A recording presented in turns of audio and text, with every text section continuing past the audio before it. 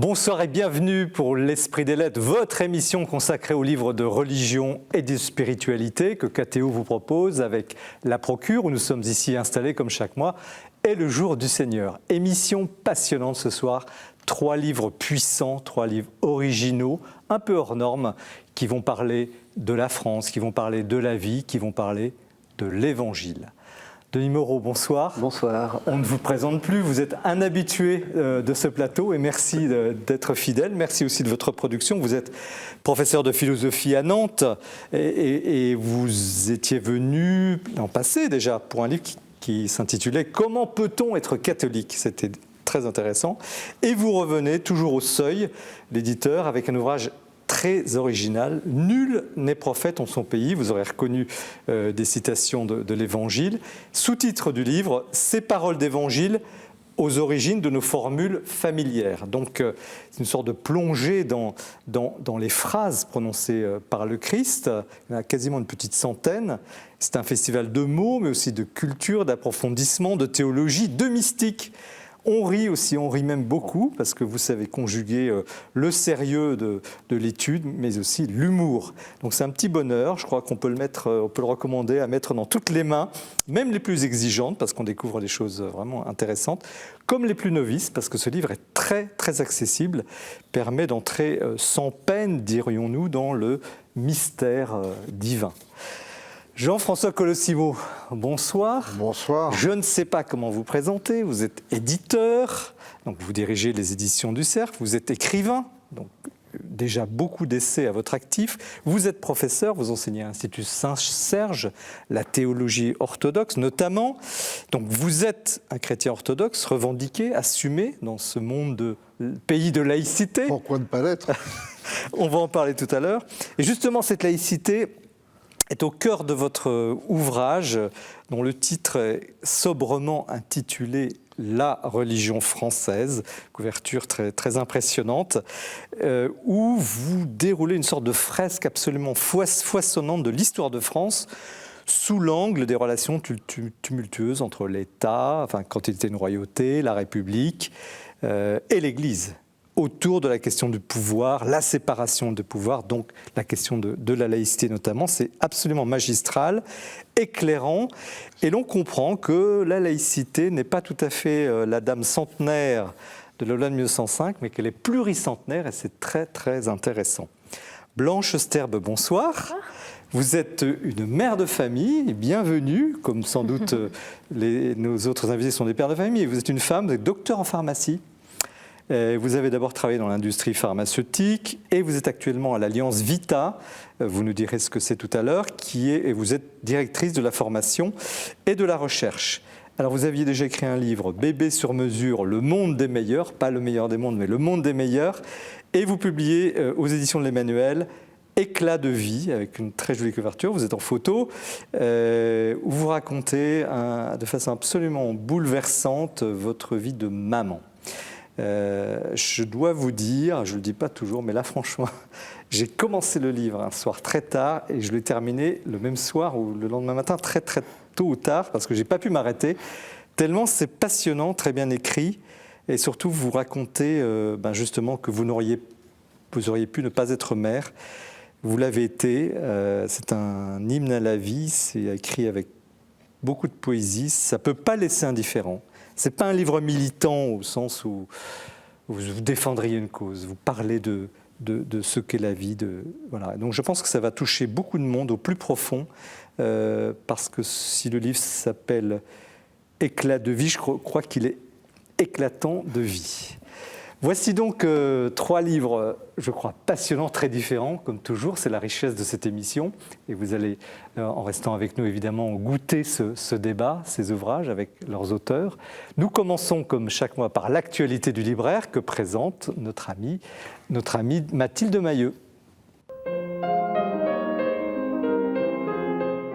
L'actualité du livre religieux en ce mois d'octobre, c'est tout d'abord le livre de Lita Basset, la grande théologienne protestante, qui revient ici aux éditions Albin Michel avec un livre fort, un livre choc, Faire face à la perversion. Alors Lita Basset, cette immense théologienne protestante, cette accompagnatrice spirituelle hors pair et aussi cette fine bibliste, eh bien, nous entraîne sur les pas de la perversion dans tous ses états, justement. Eh bien, c'est celle de la pédophilie, de l'inceste ou encore du harcèlement moral ou sexuel. C'est un ouvrage vraiment d'actualité. Mais l'originalité de ce livre réside dans le fait qu'elle nous entraîne bien, au cœur des évangiles, car nous le découvrons grâce à elle, Jésus a dû aussi combattre la perversion. Elle nous donne à travers ce livre des clés de compréhension et surtout des clés pour ressurgir spirituellement face à ce mal. C'est un ouvrage remarquable, un ouvrage qui permet de comprendre en profondeur et de se sortir par le haut de ce mal justement. Et si c'était La fin d'un monde de Lou Bémond de Senneville, à présent avec Martin Stephens, qui publie aux éditions Bayard, eh bien un très beau livre, un livre très intéressant sur le projet de loi de bioéthique tout d'abord, car le jeune journaliste de La Croix a suivi les débats depuis le début. Et puis c'est aussi un beau dialogue avec Martin Stephens, ce jeune philosophe chrétien, qui nous amène à comprendre eh bien, quels sont les enjeux justement de cette loi de bioéthique qui vient d'être adoptée. Un ouvrage absolument essentiel. Vie et pensée de Maurice Zindel, à présent, de France-Marie Chauvelot aux éditions Le Passeur. Alors si vous ne connaissiez pas encore la figure de cet immense mystique du XXe siècle, trop peu méconnu, qui est Maurice Zindel, alors je vous invite à découvrir ce livre, car il est écrit par une de ses meilleures biographes. C'est une personne qui nous permet de rencontrer Maurice Zindel dans son intimité et dans sa pensée, une pensée absolument magnifique, un grand spirituel donc qui se fait jour grâce à France-Marie Chauvelot à travers ce livre. Marc, l'histoire d'un choc, de David Marc d'Amonville aux éditions du Cerf. Alors le père d'Amonville est le père abbé de l'abbaye d'Ancalcat. C'est un fin bibliste et ici il a en fait choisi de retraduire l'évangile de Marc pour rendre compte, dit-il, de son caractère précipité. L'évangile de Marc est le plus court de tous les évangiles et il a été écrit quasiment dans l'urgence. Alors vous allez découvrir une nouvelle saveur de cet évangile et puis aussi grâce à ce livre vous allez découvrir un très beau commentaire spirituel qui permet une lectio divina de l'évangile de Marc. Revivez de l'intérieur de Jean-Guilhem Zéry aux éditions du Cerf. Alors ce livre aussi est une très belle parution suite au très beau succès l'année dernière de Prenez soin de votre âme. Ici, en fait, il revient sur la sagesse des pères du désert qu'il avait bien décrite l'année dernière. Mais ici, c'est un ouvrage pratique, pédagogique, qui nous permet justement de comprendre à quel point la sagesse des pères du désert peut nous aider au quotidien pour croître spirituellement. D'un amour brûlant, du père Michel-Marie Zanotti-Sorkin aux éditions Artege. Alors si vous aviez un jour rêvé de recevoir une lettre du Christ, je vous invite à lire ce livre, car ici le Christ s'adresse à nous, il parle de son message et il nous parle de nous-mêmes. Et puis enfin, pour terminer, Thérèse et François d'Élisabeth de Baudouin aux éditions Salvator, une très belle enquête qui nous permet de comprendre la très grande proximité spirituelle qu'entretient le pape François avec Thérèse de Lisieux, la petite Thérèse. Merci Mathilde pour ce panorama toujours très riche et nourri en début de chaque émission. Combien de livres intéressants. Denis Moreau, donc vous publiez au Seuil « Nul n'est prophète en son pays ». Sous-titre « Ces paroles d'évangile aux origines de nos formules familières ». On va entrer dans le détail, mais avant, je me suis demandé en vous lisant comment un philosophe, parce que vous êtes professeur en université, comment un philosophe comme vous tombe dans la Bible ? Alors, je suis tombé dedans quand j'étais petit, donc j'ai été éduqué, j'ai reçu une éducation chrétienne dès ma jeunesse, fait que j'ai l'impression que c'est un monde qui a toujours été présent. Alors je revois, en vous parlant, vous voyez, des livres d'images que j'avais étant enfant, puis des choses que j'ai pu lire étant adolescent. Oui, mais là, quand on est professeur patenté, spécialiste de Descartes ou d'autres rationalistes, et que finalement on se frotte à la Bible, c'est quand même pas une démarche banale. Oui, alors Descartes était catholique, hein, ouais, donc il faut le rappeler. Oui, on a l'image du philosophe dans un pays de laïcité où il ne faut surtout pas aller, il ne faudrait pas qu'un philosophe aille se commettre avec des théologiens. Oui, alors moi je me revendique comme philosophe chrétien. Ça fait peur aux gens, mais en fait il ne faut pas. Si je vous dis il y a des chrétiens qui pratiquent le football, ça fait des footballeurs chrétiens et personne n'a peur. Si je vous dis il y a des chrétiens qui pratiquent la plomberie, ça fait des plombiers chrétiens et personne n'a peur. Donc il y a des chrétiens qui pratiquent la philosophie et ça fait des philosophes chrétiens. Il n'y a pas de raison d'être apeuré. Ce qui est peut-être un peu plus compliqué, c'est l'idée de philosophie chrétienne. Parce que si vous vous demandez est-ce qu'il y a une façon spécialement chrétienne de faire de la plomberie ou du football, là c'est tout de suite plus difficile. Mais philosophe chrétien, alors il se trouve que la Bible et en particulier les évangiles, c'est C'est un texte que je médite, je pense, de façon quotidienne depuis une trentaine d'années. C'est très court, donc je les ai déjà lus tous plusieurs fois. Il faut faire attention avec la Bible, hein. C'est un livre, quand ça vous attrape, ça vous accroche. Et alors, il y a deux choses qui m'ont attrapé un peu tardivement, aux alentours de la quarantaine. Il y a eu l'exclamation de saint Paul dans la première lettre aux Corinthiens « Malheur à moi si je n'annonce pas l'Évangile ». J'ai pas pris ça, j'essaie de pas vivre ma religion dans la peur, donc je prends pas ça comme une menace, me disant si tu n'annonces pas l'Évangile, tu vas avoir des problèmes. Je prends plutôt ça comme l'idée que si je n'annonce pas l'Évangile, j'aurais raté quelque chose de bien que j'aurais pu faire dans ma vie. Et puis le deuxième texte qui m'a travaillé, c'est la parabole des talents. Alors on retrouve l'Évangile, donc avec cette idée qu'il faut faire fructifier le talent qu'on a reçu. Bon, j'ai reçu un petit talent intellectuel. Après, j'évolue dans un monde sans Dieu, hein, je travaille à l'université. Je dis ça sans aucunement me plaindre. Je suis très heureux et très fier d'être enseignant dans une université de la République française. Mais c'est un monde sans Dieu. Vous savez sans doute que les universitaires sont la catégorie socio-professionnelle où il y a le plus d'athées. Donc je vis entouré d'athées. Très gentils, hein, pas de problème, ils sont charmants avec moi. Mais, et puis, je vois devant mes étudiants, ce sont les premières générations massivement et totalement déchristianisé. Est-ce que c'est pour eux que vous l'avez écrit? Alors en partie, c'est en partie en pensant à mes étudiants. Je me suis dit, c'est pas du prosélytisme, c'est plus de l'ordre de ce qu'on ressent quand on a vu un beau film ou lu un bon livre. Il y a une envie de partager. Moi, j'ai ces textes extraordinaires qui se sont invités dans ma vie. Je vois qu'aujourd'hui les gens les ignorent, ça me fait de la peine, donc j'ai envie d'en parler. Alors voilà, avec mes moyens, c'est surtout pas un livre d'exégèse, hein, je suis pas un savant. On découvre beaucoup de choses, hein. Il y a beaucoup d'exemples. Je pense que un exégète qui lira ça sera très insatisfait, c'est pas fait pour eux en tout cas. C'est un livre, disons, qui voudrait essayer de maintenir dans la bonne humeur, vous l'avez mentionné en introduction, c'est important pour moi, culturellement vive une certaine tradition que je trouve magnifique, qui moi me fait vivre. Et c'est quand même une forme d'évangélisation, parce que vous y allez quand même. J'annonce l'évangile, oui, donc on peut appeler ça de l'évangélisation. Justement à des gens qui n'ont rien reçu. C'est une des forces de ce livre, je trouve. Oui, alors après, si vous voulez, ça fait une vingtaine d'années que je cherche des prises au sens que le mot a en escalade pour annoncer ma foi. J'ai le problème, j'ai l'impression que le problème, quand j'étais jeune, il y avait des bouffeurs de curés, comme on disait, mais les gens qui bouffaient du curé, ils connaissaient un peu les curés, ils savaient de quoi ils parlaient. Aujourd'hui, on se heurte à une espèce de mur d'indifférence qui est bien pire, du point de vue de l'annonce de la foi, parce qu'il n'y a plus rien à discuter. Et donc, ça fait des années que je cherche des prises. Alors j'ai essayé en écrivant sur le mariage, j'ai essayé en écrivant sur le salut. Et là, c'était un jour à l'université, je déjeunais avec des collègues, et puis dans le cours de la conversation, il y en a un qui a dit « il faut rendre à César ce qui revient à César », et un autre qui a dit « ne semons pas la zizanie », et un troisième, je ne sais plus ce que c'était, une troisième expression qui venait des évangiles. Et en sortant, en rigolant, je leur ai dit « mais quand même, les copains, pour des bouffeurs de curés, vous citez beaucoup les évangiles », et il y en avait un qui était conscient de le faire, mais d'autres pas. Et je me suis dit « là, ta prise, tu l'as ».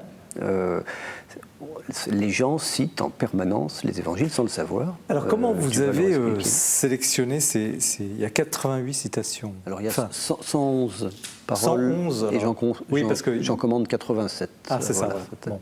Comment vous les avez choisis? Enfin, c'est les phrases évidentes. Vous êtes parti de l'usage courant de la littérature ou vous êtes parti du texte Alors je suis parti du texte. Ça a été compliqué parce que il faut faire attention à ce qu'une certaine familiarité avec les évangiles ne fasse pas prendre comme des choses allant de soi, des choses qui ne vont pas de soi.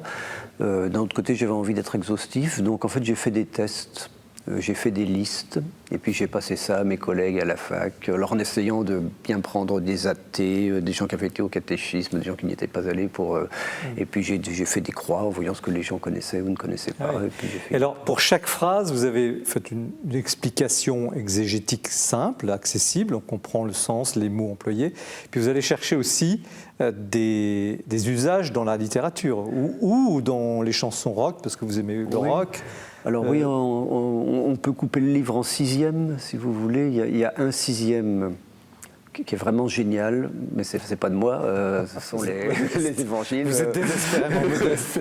À chaque fois, c'est pareil. C'est de Jésus-Christ et de ses évangiles, ça c'est vraiment génial. Il y a un autre 6e qui est vraiment très bon, C'est la fin de chaque chapitre où j'essaie de donner des citations qui sont souvent prises à des grands auteurs de la littérature, Hugo, Balzac, etc., mettant en scène les évangiles.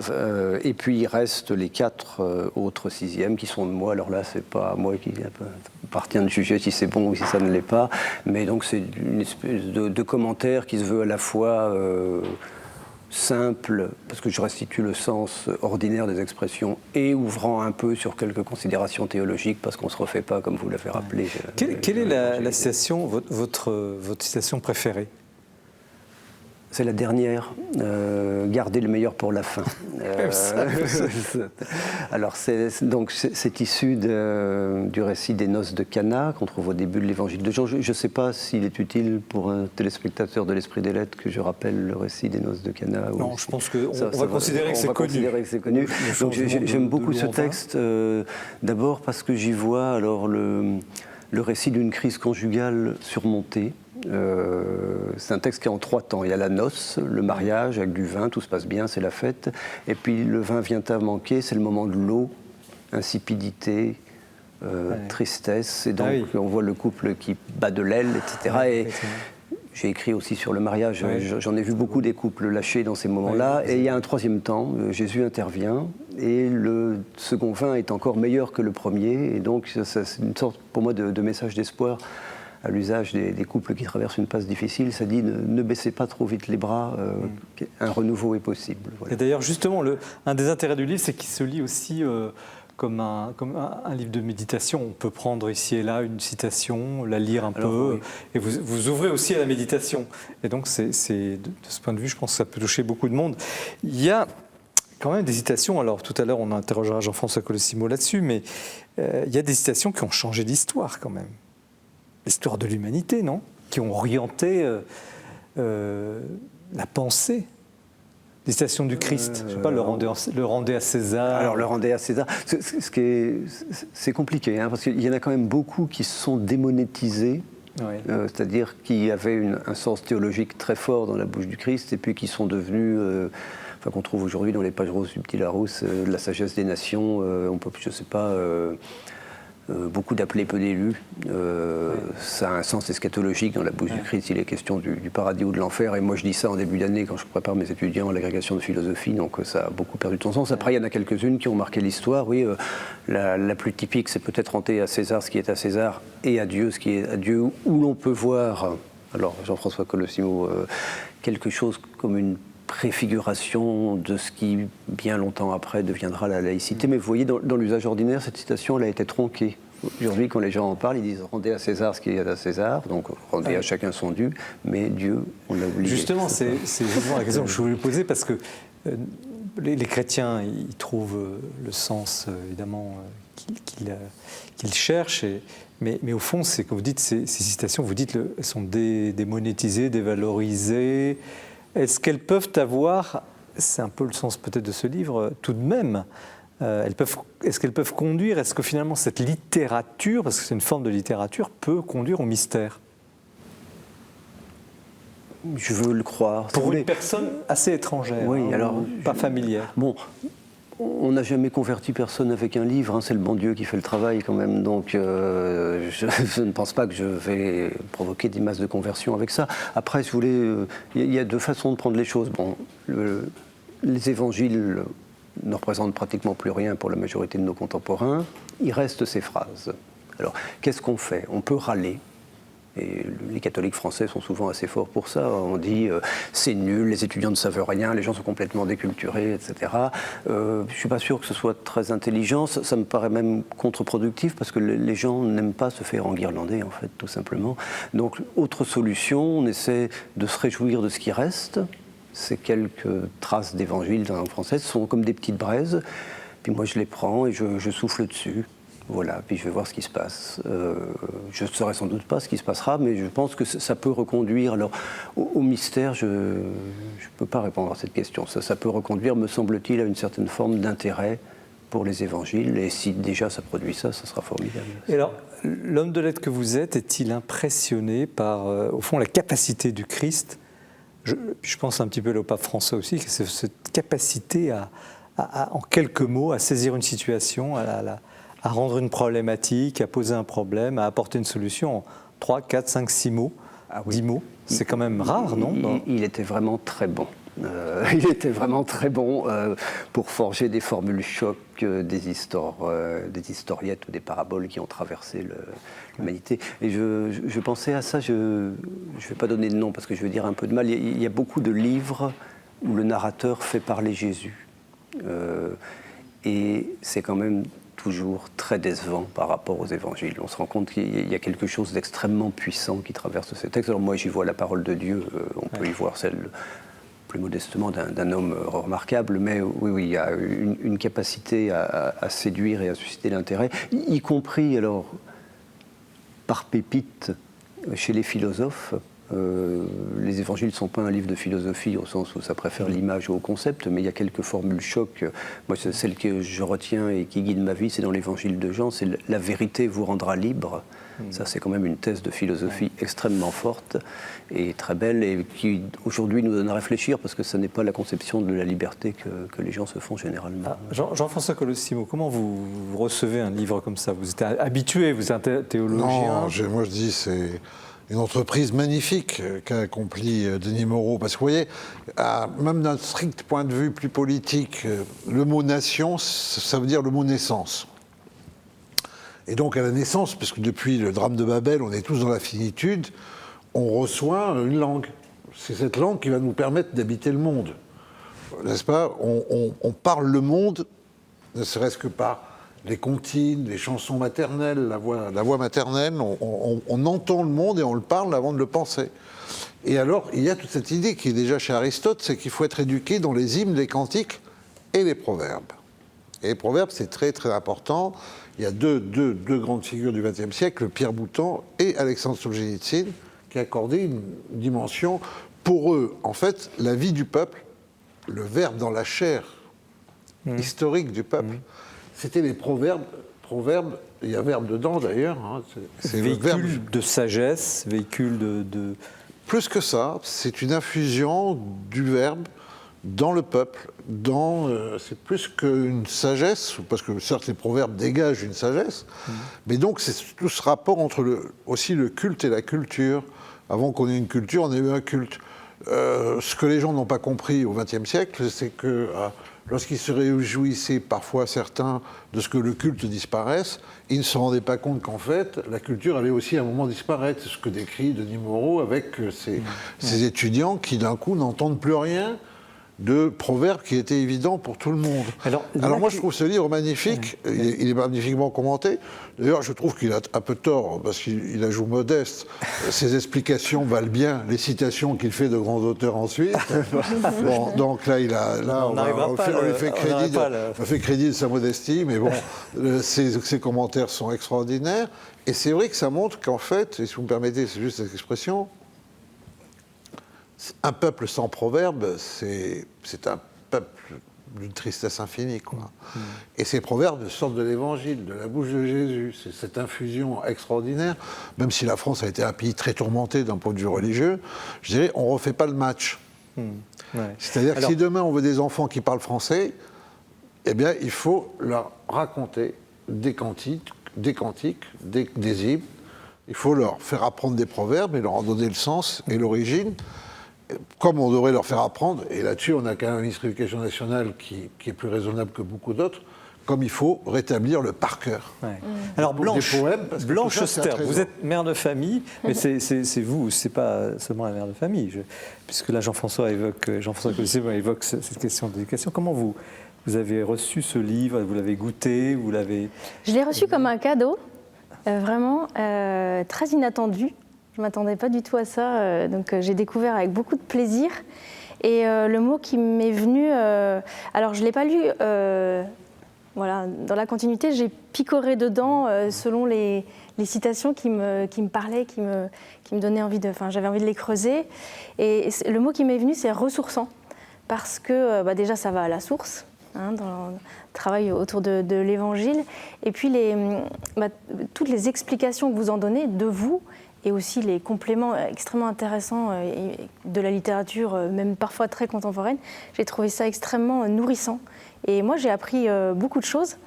Et j'ai eu quand même la surprise de découvrir que la première que vous mentionnez, je l'ai dans mon livre aussi. J'en ai plusieurs en fait, à vrai dire, dans mon livre. Voilà, Donc c'est quelle citation, vous vous souvenez? Alors il y a avec l'Esprit Saint, une étagère qui tient par l'action de l'Esprit Saint, par l'opération du Saint-Esprit, pardon, l'opération du Saint-Esprit. Et puis il y a aussi la graine de foi en fait, et qui déplace les montagnes. Et on se demandait si ça avait changé le monde. Moi je pense que oui, hein, mais aussi de manière très personnelle chacun. Enfin, je pense qu'on a tous des citations d'évangile qui nous habitent particulièrement. Et moi, celle-ci, c'en est une qui m'habite profondément. Cette graine de foi, d'ailleurs, j'en témoigne. Là, vous l'avez un peu évoqué, Jean-François, mais je vous pose la question, Denis Moreau. Il y a quelque chose, et c'est toute la thématique de l'écrit, le mot écrit, et puis l'esprit des lettres, si vous permettez, la parole, on dit la parole de Dieu. On dit, l'Église dit, c'est la parole de Dieu. Avec cette décharge profonde, lente, qui vous pénètre, que vous mangez, que vous méditez, qui vous habite, qui revient. Qu'est-ce que c'est le mot écrit et qu'est-ce que c'est la parole de Dieu? Où est-ce que... Ça, c'est une question très compliquée que Platon se posait déjà avant même Jésus-Christ. Non, c'est aussi la question du rapport de la parole et de l'écriture. Oui, il y a dans la parole une forme de vivacité. J'ai des intonations, etc. À partir du moment où j'écris, ça se pétrifie, ça circule. Et néanmoins, elle a une décharge, cette parole, même lue. Parce que là, on lit vos textes, on lit les textes de l'Évangile. Ça peut, vous venez de le dire, vous marquer à vie. Donc, où s'arrête le mot écrit, où commence la parole de Dieu? Jean-François? Non, vous savez que c'est une hérésie de dire que nous serions une religion du livre. C'est une catégorie qui appartient à une autre religion, tout à fait respectable, l'islam. Nous ne sommes pas une religion du livre. Nous sommes une religion de la parole, du verbe incarné. C'est-à-dire que même quand cette parole est portée par écrit, ce qui compte, c'est la rencontre personnelle avec celui qui profère. Celui qui dit « je suis la voie, la vérité et la vie ». Donc même quand c'est écrit, si vous ne l'entendez pas lui, dans ce cas-là, c'est lettre morte, en quelque sorte. Et moi, je voudrais dire quelque chose à Denis Moreau, si vous me permettez. Alors, est-ce que c'est une malice de l'auteur ou une malice de l'éditeur? C'est un peu quand même contre-prédictif. Nul n'est prophète en son pays. On vous souhaite d'être prophète dans votre pays quand même. Tu vois, voilà, le titre est pas... Anticiper des ventes décevantes. Ouais. Il est encore trop modeste. On va convoquer votre éditrice. Non, parce qu'on vous souhaite vraiment d'être prophète. Et encore une fois, je crois que c'est une manière aussi très douce de redécouvrir, en fait, cette force de l'Évangile par des choses qui apparaissent effectivement aux gens totalement anecdotiques, voire quotidiennes. En fait, c'est ça votre ambition. Oui, c'est un peu un électrochoc face à l'amnésie, quoi, de leur dire, au fond, vous en savez déjà un peu plus que ce que vous pensez. C'est un peu de l'anamnèse, quoi. Voilà, en partant des gens tels qu'ils sont, sans les violenter, mais en montrant qu'à partir de ce qu'ils savent encore des évangiles, on peut redéployer quelque chose. Mais rebondissons quand même sur la question du titre, c'est un excès de modestie encore un, Denis Moreau. Non, alors en fait, ça c'est parce que c'est vrai que l'une des prophètes en son pays, on peut se dire, bon, bah, c'est malicieux. Vous voulez que je vous raconte le titre? Allez-y. Alors, le titre, au départ, je voulais appeler ça Parole d'évangile. L'éditeur m'a dit, c'est pas un bon titre, c'est trop abstrait.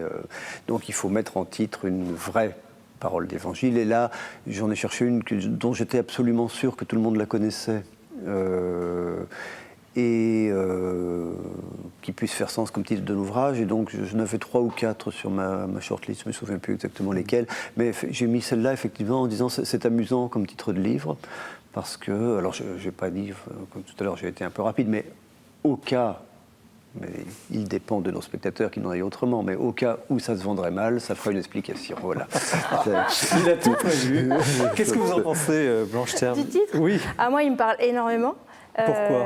Parce que ça fait partie des paroles d'évangile que j'utilise, parce que moi, j'ai vécu plusieurs fois ce sentiment de ne pas être prophète dans mon pays.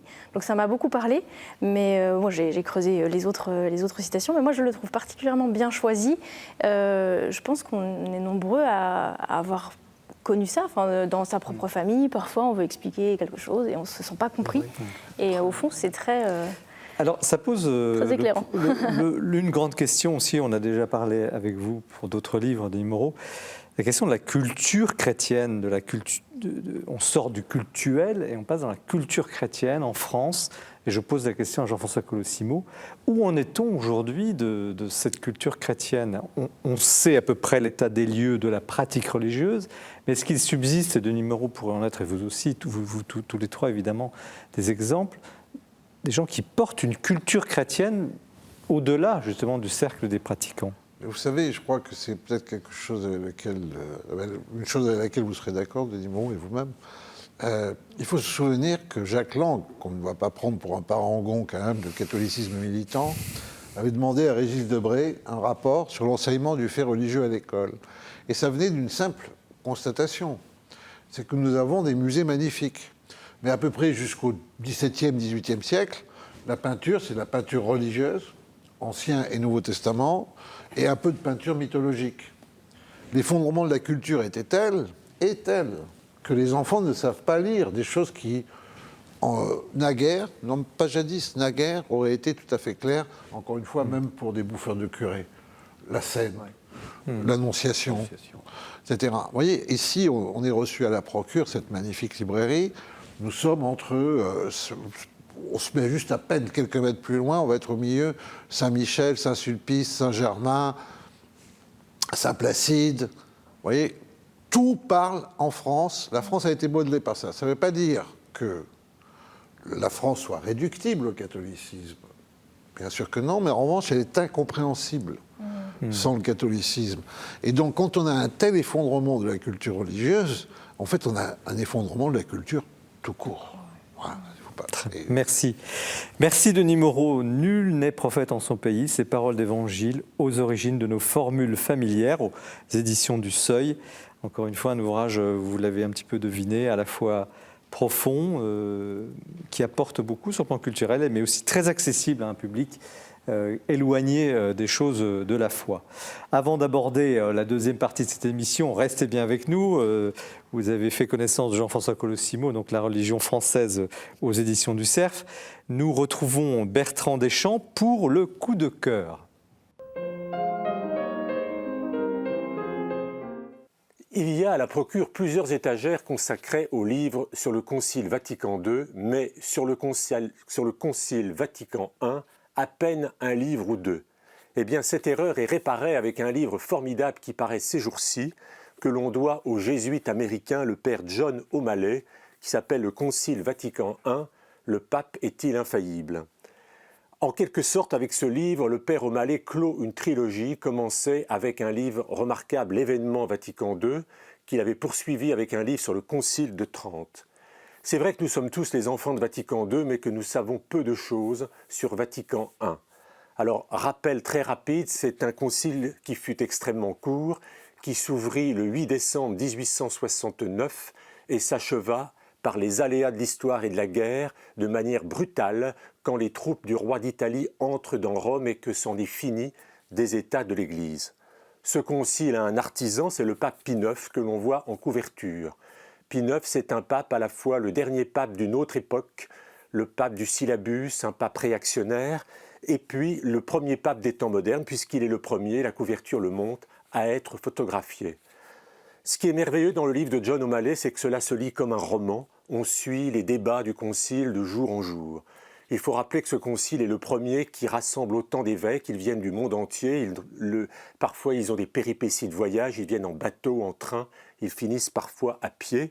Et puis, c'est une grande cérémonie nationale qui ouvre ce concile. L'impératrice Élisabeth d'Autriche y assiste. Deux choses sont très importantes, c'est que ce concile a des répercussions dans toute l'Europe, en particulier en France, avec cette fameuse querelle entre les partisans d'une église française forte, le gallicanisme, et puis ceux qu'on appelle les ultramontains, qui veulent une souveraineté et une obéissance totale à Rome, leur chantre étant l'intellectuel Louis Veuillot.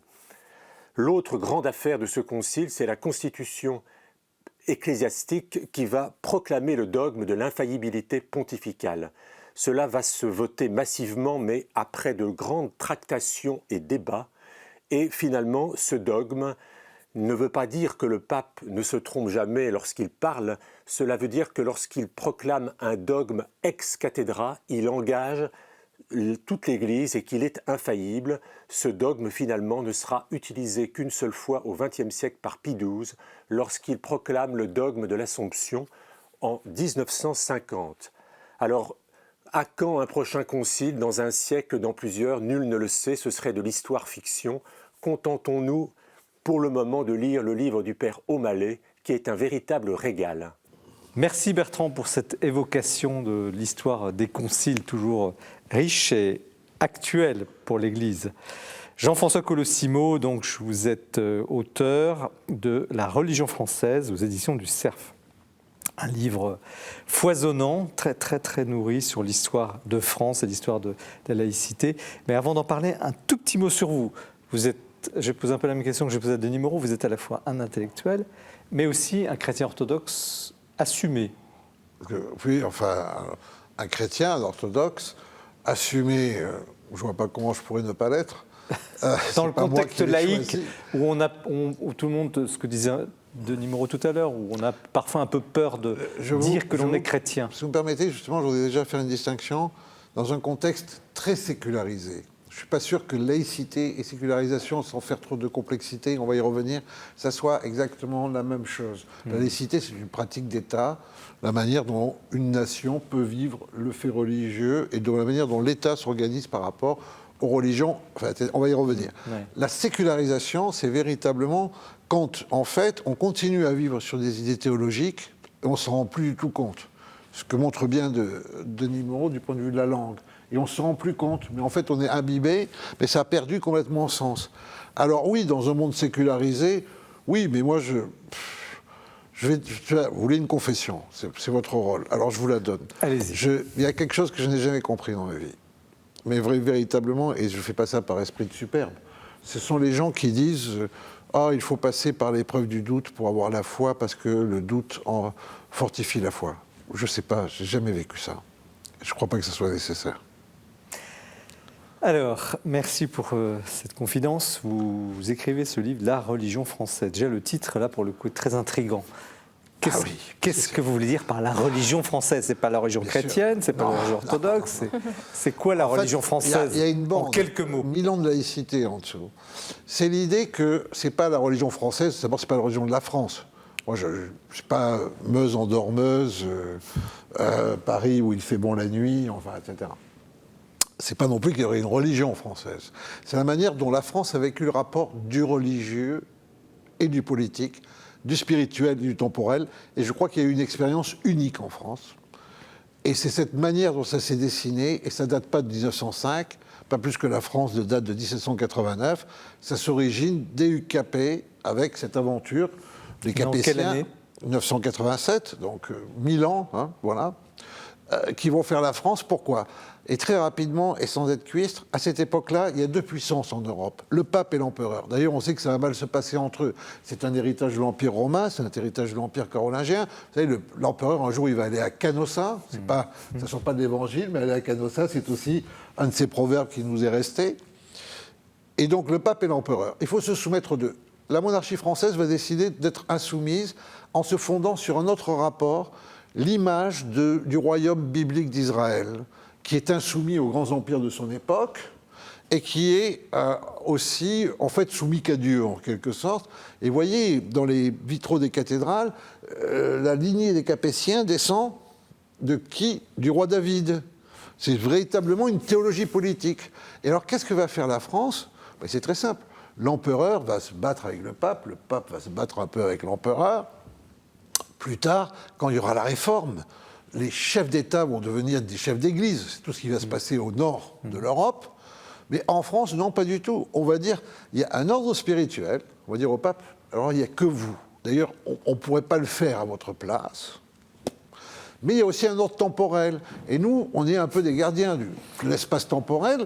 Alors le spirituel, ça a quand même des conséquences. Donc on va quand même un peu examiner, non pas vos principes spirituels, mais les conséquences dans le temporel. Donc il y a une culture profonde de la séparation de l'ordre temporel qui spirituel. Commence tôt, je dirais. En France. Oui. Caractéristique de la France. Mais parce que les rois de France font une ruse.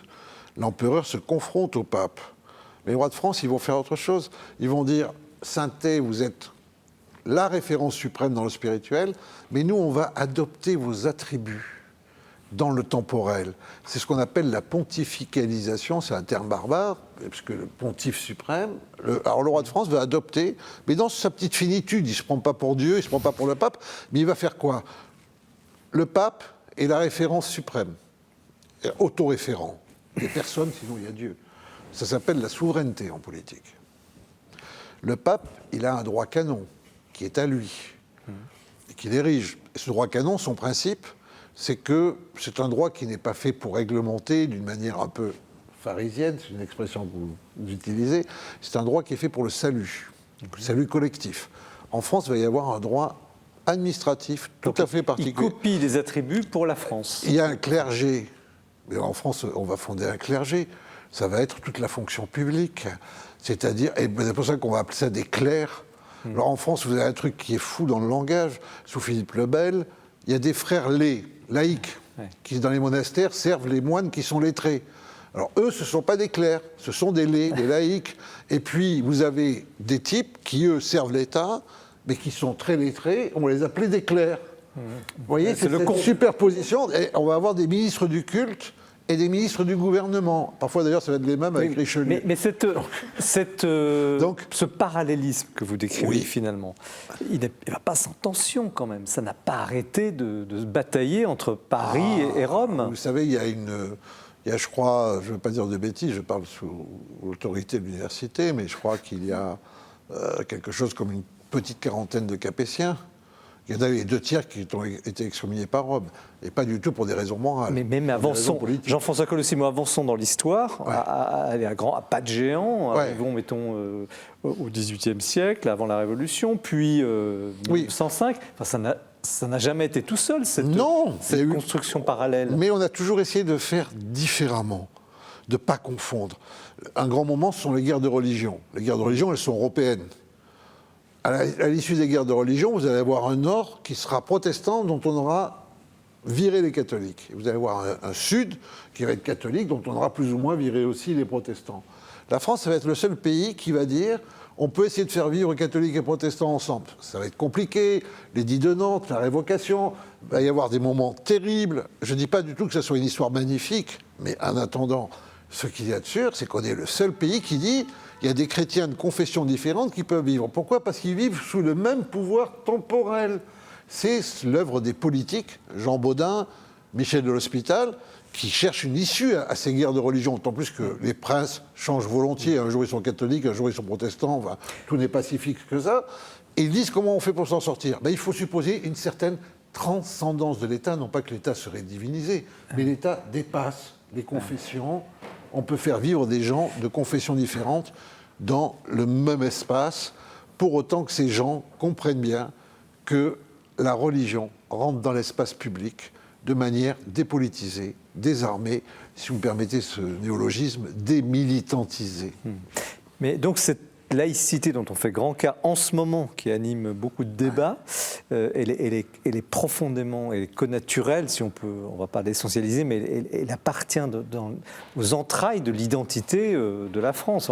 La France est impensable sans elle, mais regardez, vous avez des invariances. Mais pourquoi excusez-moi, on l'a réduite au dernier siècle. Pourquoi on a oublié ? Parce qu'en fait, que un le des mot intérêts apparaît de en votre livre, 1880. vous rappelez l'histoire. Mais bon, là, pourquoi on a oublié cette histoire ? On est quand même à histoire ? l'esprit des lettres. Laos, c'est un terme théologique. Ça s'oppose au cléros, les clercs et les laïcs, n'est-ce pas ? C'est encore une origine théologique. Les ministères, qui sont des ministères de service au sein de l'Église, ce sont les clercs ordonnés qui ont charge du dépôt de la foi, de la transmission, etc., et qui s'adressent au peuple. Bon. Toute l'aventure française, c'est un grand exorcisme en fait de la guerre civile pour essayer d'établir une communion. Et pourquoi, Jean-François, a-t-on oublié 9 siècles d'histoire ? Mais c'est très simple, parce qu'en fait, on est arrivé au règlement. Si vous voulez, rapidement, il faut voir ça de manière unitaire. Il y a des mémoires blessées, des mémoires gravement blessées, parce qu'il y a eu des répressions de tout ce qui pouvait sembler être une sédition religieuse, une faction religieuse, une division de la nation. Mais il faut lire ces choses de manière un peu synoptique. Ça ne veut pas dire que tout soit égal. L'intérêt du mais, livre mais aussi. les dragonnades, Ouais. terribles dragonnades des Cévennes et les colonnes infernales de Vendée. Donc les dragonnades contre les protestants. Hein, Ah, les déclenchées dragonnades par Louis contre les XIV. protestants des Cévennes sous Louis XIV et Et à les Vendée. colonnes infernales sous la Terreur. Bon, il y a quelque chose à voir. Il y a des phénomènes qui ont aussi quelque chose à voir qui sont plus intéressants. La Compagnie du Saint-Sacrement sous Louis XIV fait la surveillance de la piété. Et le pendant sous la Troisième République, c'est le Grand Orient de France. Vous voyez, alors ça va scandaliser les uns et les autres. ce que Vous je allez avoir raconte. des ennuis là. hein. Ouais, mais bon, c'est la vérité. Et en fait, 1880, là au moment où le mot laïcité apparaît, parce que jusque-là, laïque, c'est un adjectif. Il n'y a pas de concept. C'est un concept vide, la laïcité, ça n'existe pas. Je vais vous expliquer pourquoi dans une seconde. Mais ce qui se passe, c'est que là, en 1880, vous avez la guerre des deux clergés. Le clergé sacré et le clergé profane. Et ça se règle à l'avantage du clergé profane parce que l'État doit être neutre. Et très rapidement ensuite, d'ailleurs, après des violences aussi, parce que les expulsions des congrégations, il faut aussi les mettre avec les dragons. Ah, c'est pas la même intensité de massacre, etc. Mais ce sont des violences à chaque fois. L'émancipation des Juifs, c'est une violence symbolique. On sort des gens qui sont dans un monde totalement traditionnel, qui est réglé par leurs lois religieuses, et on leur dit d'un coup, allez, vous allez exister comme des citoyens, comme n'importe quel autre citoyen. Tu vois. Après C'est plusieurs fort. siècles de persécution. Mais Alors, qu'est-ce qui s'est passé? C'est qu'on ne sait plus ce que ça veut dire, parce qu'en fait, on était arrivé à une laïcité qui était inscrite dans la Constitution, 4e puis 5e République, il n'y avait pas de problème. Mais le paysage religieux a totalement changé en France. Mais comment se fait-il que l'idée de laïcité, qui est finalement contenue dans le « rendez à César ce qui est à César », donc finalement dans l'ADN chrétien et donc catholique et donc romain, ait suscité autant de réserves de la part de l'Église, maintenant, de Rome, je vous pose la question de ce point de vue-là, et comment se fait-il que l'Église ait mis presque 10 siècles à accepter qu'en France, qu'elle reconnaisse au fond la laïcité française? Parce qu'on a oublié deux choses d'abord. D'abord, c'est que les catholiques en France ne sont devenus ultramontains, c'est-à-dire tournés vers Rome et se sentant véritablement liés à Rome, qu'après la Révolution. Et que la Révolution a eu sa charge d'atrocité, mais jusque-là, les catholiques français étaient plutôt, entre gros guillemets, gallicans. C'est-à-dire, oui. C'est-à-dire, en fait, se sentant français avant et conciliaires. Le roi de France faisait des assemblées, vous savez. Et le pape était un peu loin, il était un peu italien. Et bon, de ce point de vue-là, donc, il y a eu quand même un gros changement. Le deuxième point sur lequel je pense que l'Église a eu un problème, je dirais, plutôt que de voir effectivement les violences qui ont été réelles, qui ont été exercées par l'État, par un État outrancier, mais en même temps un État outrancier, mais on était dans une lutte d'ombre, vous comprenez? C'était ça la Troisième République. Le petit père Émile Combes, il avait fait le séminaire, il avait fait ses 2 thèses. Il se déclarait en fait spiritualiste. Simplement, il ne voulait plus de ce christianisme qu'il avait mal aimé. Ferdinand Buisson, c'était un protestant exemplaire jusqu'à ce qu'il devienne, en fait, se tourne vers la religion. Mais lisez les textes de Ferdinand Buisson, le père de la laïcité, il veut qu'on enseigne la prière à l'école. Mais aujourd'hui... Non, mais tu vois, donc, on ne se rend pas compte de ça. C'était une bataille. Et dans cette bataille, je crois que ce qui est très important, c'est la Troisième République, de manière un peu moins folle que la terreur et le culte de l'aide suprême, s'est dit... pour avoir la totalité du pouvoir, il faut déchristianiser, mais on va inventer une religion civile. Alors vous avez eu... alors c'était pas une religion quand même formidablement inventive. Le catéchisme républicain, le mariage républicain, les funérailles républicaines, le Panthéon, qui est une église décapitée de ses croix, Qui n'a jamais dont on vraiment fait un marché, temple. ce que vous expliquez, mais qui est nécessaire. Et vous avez le jour où l'Église canonise Jeanne d'Arc, tardivement, en 1924, après la Première Guerre mondiale, le même jour, la République fait rapatrier le cœur embaumé de Gambetta au Panthéon. Ça s'appelle une relique. Donc, alors, si voilà. vous voulez, on n'en sortait pas. C'est Il fallait foisonnant. arrêter cette guerre. On n'en sortait pas. C'est foisonnant, ça qu'il faut Jean-François comprendre. Colossimo, et on aime votre passion parce que vous nous faites Non, mais on n'en sortait pas. Donc, vibrer il fallait la paix civile. On l'a eu. sur un sujet un peu difficile là, ici. Alors, je voudrais avoir l'avis Mais aujourd'hui, de tout a changé. de Blanche Streb. Comment vous avez reçu ce livre? Vous avez sans doute appris beaucoup de choses. Qu'est-ce qui vous a marqué? J'aurais utilisé le même mot que vous, foisonnant. C'est vraiment foisonnant. À chaque page, c'est d'une richesse incroyable. On sent vraiment votre amour de l'histoire. Et évidemment, j'ai appris énormément sur l'héritage qui nous a amené à cette conception un peu moderne de la laïcité. Donc moi, j'ai vraiment beaucoup, beaucoup appris. Et au-delà de l'amour de l'histoire, on sent aussi un amour de la France. Et moi, ce que j'ai trouvé vraiment très nourrissant dans cet énorme travail que vous avez fourni, c'est que, et vous avez utilisé le mot communion à l'instant, et en fait, il en ressort, au-delà des énormes souffrances, épreuves, de tout ce qu'on a traversé, quelque chose de l'âme de la France, de la vocation particulière de la France, à laquelle vous rendez vraiment un bel hommage. Et ça m'a beaucoup éclairé. Denis Moreau, le philosophe. Alors, Comment il reçoit ce livre? Alors moi, ça m'a vraiment beaucoup intéressé. Vous êtes très, très, très savant. Non.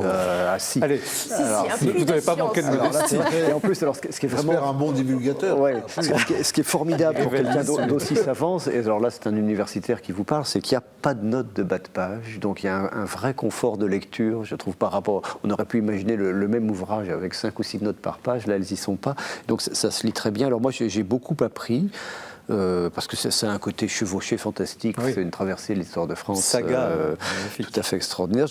En fait, je me rends compte à quel point je suis ignorant, parce que je pense tout ce dont vous parlez, il y a peut-être 50 ou 60 ans que je connais à peu près au XVIIe siècle, et sinon pour le reste j'ai tout découvert, donc j'ai beaucoup appris. Je me rends compte à quel point à la fois donc, ce que je croyais un peu naïvement être assez récent, à des racines lointaines. J'ai beaucoup appris, j'ai trouvé vraiment remarquable les pages de mise au point sur le concept de laïcité, qui sont tout à fait lumineuses et qui montrent bien à la fois la richesse et la profondeur de la chose. Et alors, on n'en a pas parlé, il y a des pages inaugurales sur Avignon. Ah bah oui. Mais là, je ne voulais pas trop déflorer le bouquin. Ah oui, mais alors... Mais on pouvait le dire, allez-y. On peut le dire. C'est une ville que je connais un tout petit peu. Je me suis dit, la prochaine fois que j'y vais, vous êtes né, je hein. pars avec le Colossimo à la main et Voilà, je refais le parcours parce Il y a que... combien 40 pages Ouais, c'est la première partie. Une C'est soixantaine. 60 pages, oui, 60 quasiment pages. 60 pages où vous racontez votre ville. Bah parce que c'est le pape et le roi. voilà, C'est voilà. le palais des papes et C'est- la tour du roi. c'est merveilleux. Philippe le Bel. Oui. C'est Alors voilà, un oui. résumé. Vous parliez de points d'accroche, effectivement, on entre dans ce livre un peu époustouflé par cette évocation.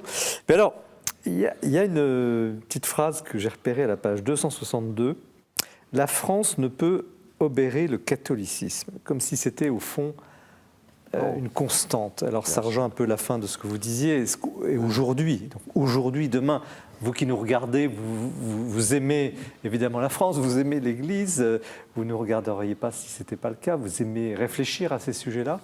Et Jean-François Colossimo, malgré toutes ces batailles, on ne va pas revenir sur le sujet, mais aujourd'hui, demain, qu'en est-il, quoi? Il y a eu une forme de réconciliation. Non, je crois que le paysage religieux a complètement changé depuis les années 1960. Les confessions historiques ont changé. Le catholicisme a changé évidemment sous l'effet de Vatican II et puis du passage de l'Église sociologique à l'Église vécue. Le judaïsme français a changé avec l'arrivée des séfarades d'Afrique du Nord, qui n'est pas du tout le même judaïsme, enfin c'est le même judaïsme, mais dans la coloration, dans l'esprit, dans la piété, n'est pas le judaïsme ashkénaze. Le protestantisme français a changé. Le monde catholique a changé aussi avec l'arrivée du mouvement charismatique, qui posant la question d'une foi vécue avec le Saint-Esprit, au même moment d'ailleurs où débarquaient des néo-christianismes américains qui ont bouleversé le protestantisme français, pentecôtiste et autres, vous voyez. Et puis il y a eu de nouvelles religions. Alors il y a ces néo-christianismes et puis il y a l'islam, évidemment, et la visibilité de l'islam. Encore une fois, moi, je ne veux pas qu'on fasse une crispation là-dessus, parce que les néo-évangéliques, je préfère les dire néo-évangéliques, parce qu'il y a un évangélisme français très ancien, 19e, je peux me faire engueuler à la sortie de l'émission par nos chers frères protestants, donc il y a ça. Il y a les néo-évangéliques qui ne veulent plus qu'on enseigne Darwin à l'école. C'est aussi une atteinte à notre... Il n'y a pas que l'islam. Mais vers quoi allons-nous ? L'islam est en crise universelle et planétaire. Vous voyez ? Et donc, à partir de là, il y a effectivement, d'un coup, on déraille. Et en 1989, en fait, un ministre de l'Éducation nationale, Lionel Jospin, décide de ne pas trancher. C'est la première affaire du voile, on est au bicentenaire de la Révolution, c'est les jeunes filles de Creil qui sont très provocatrices, première affaire médiatisée, et il se défausse sur le Conseil d'État qui se défausse sur les enseignants, c'est-à-dire sur le bas clergé. C'est comme si l'Église disait au bas clergé, débrouillez-vous. J'allais dire un autre mot. Aujourd'hui, on est en plein dans cette affaire-là. Et malheureusement, on est arrivons déjà à la fin de ce plateau. Oui, alors, l'Église gardienne, elle se voit le jour où le père Hamel est tué, le jour où l'Élysée chavire, le jour où le ministère de l'Intérieur ne sait plus quoi faire, le jour où le Premier ministre ne sait plus quoi faire, parce qu'on redoute la guerre civile, la guerre des religions. Et ce sont les évêques qui, ce jour-là, assument la République. Ce sont eux qui assument la République, qui font la paix civile, en disant, dimanche prochain, nous ouvrons les églises aux musulmans. Le président Hollande, qui s'était très mal conduit avec le pape François, court à Rome pour dire merci. Et Bertrand Cazeneuve, qui, comme on le dit, a des convictions philosophiques, se rend à Lourdes, certainement pour dire merci à Marie. Est-ce que vous êtes inquiet, c'est la dernière question de ce plateau, parce qu'on aurait pu passer la soirée évidemment à en parler. Est-ce que vous êtes inquiet, vous, sur cet avenir de la France? On a parlé un peu de l'islam, on vient d'évoquer un moment capital. Denis Moreau. Alors, la lecture du livre de Jean-François Colosimo amène à relativiser parce que ça fait quand même 1000 ans que c'est compliqué. Donc après tout, on se dit, bon, c'est vrai que c'est compliqué. Et j'ai trouvé dans le livre, alors la conclusion générale du livre est assez pessimiste de ce point de vue-là. Et puis il y a ces dernières pages où on revoit Avignon comme une sorte de laboratoire de l'avenir et avec une petite note d'espoir, m'a-t-il semblé. Oui, puis parce que je pense à tous les deux clergés qui nous restent, à ce clergé des petits fonctionnaires, ce qu'on appelle les petits fonctionnaires, pas les grands, pas ceux qui visent la carrière, tous ceux qui font tourner ce pays, dans les hôpitaux, dans les écoles, ils sont magnifiques. Et puis il y a aussi ce clergé qui lui est consacré et qui est prêtre catholique, rabbin, imam, qui visite les prisons, les hôpitaux, les lieux de séclusion, les lieux de mort, les lieux de pauvreté.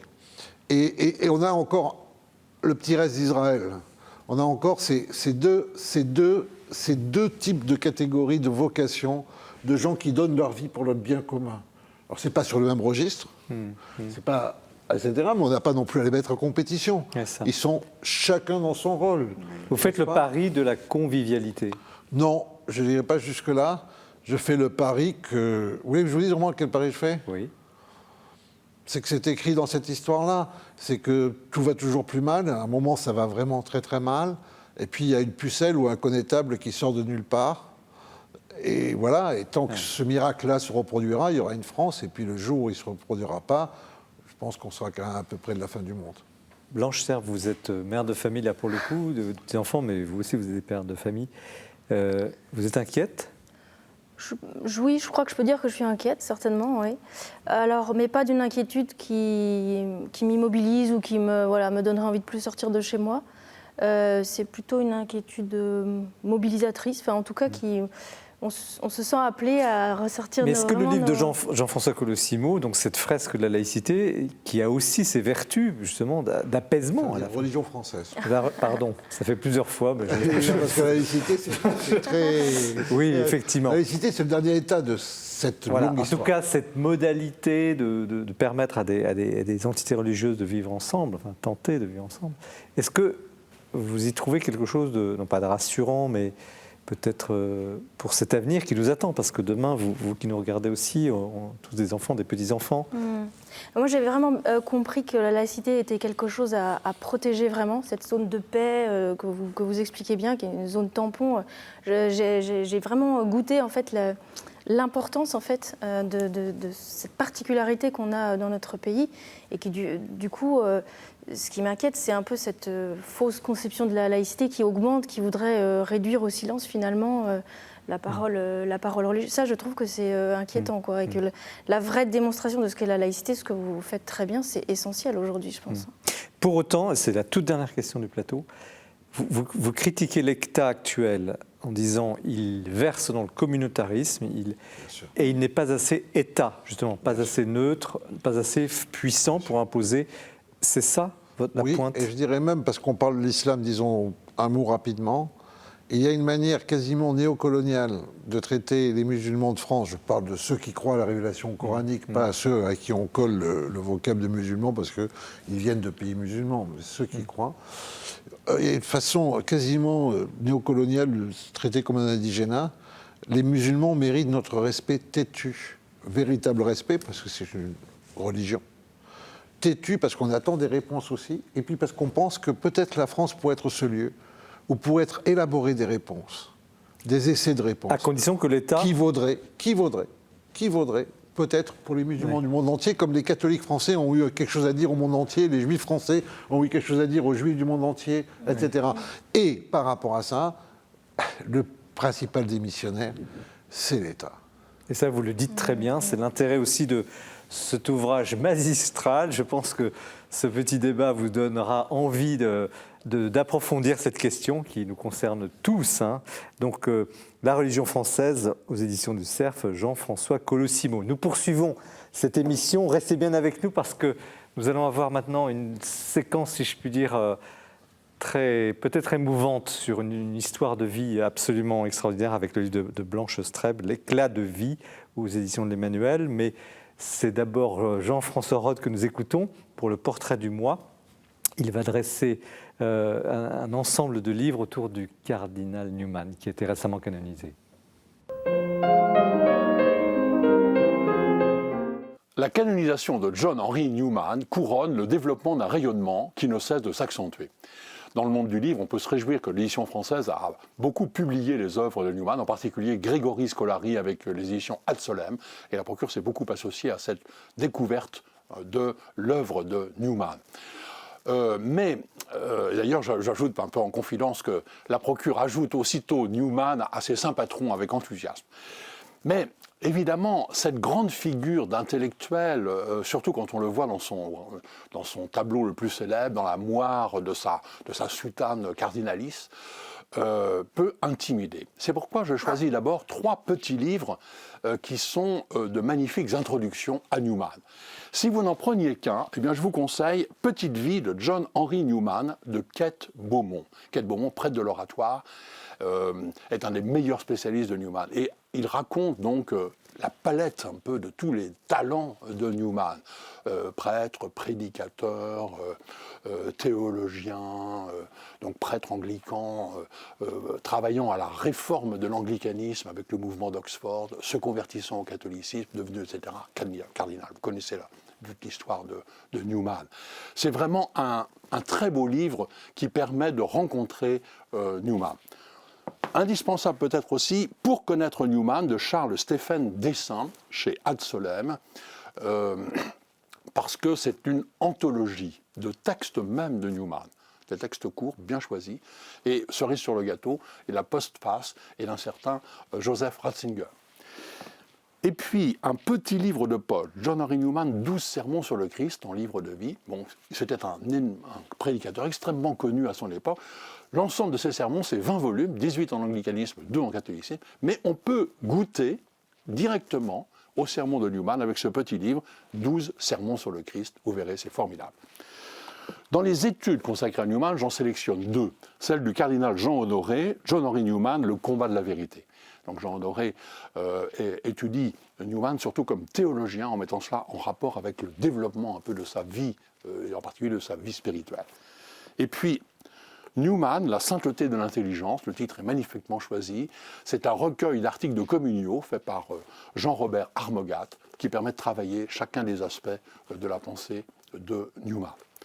Enfin, je termine par Apologia pro vita sua, son autobiographie, qui est une des œuvres majeures de Newman.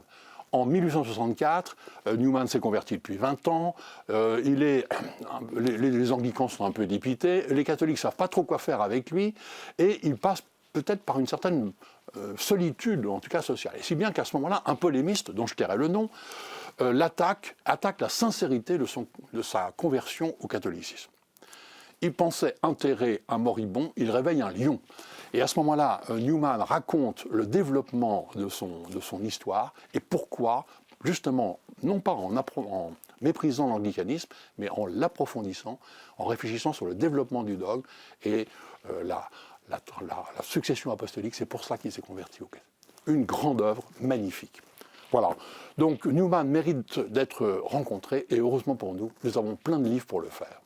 Merci Jean-François pour ce portrait du cardinal Newman.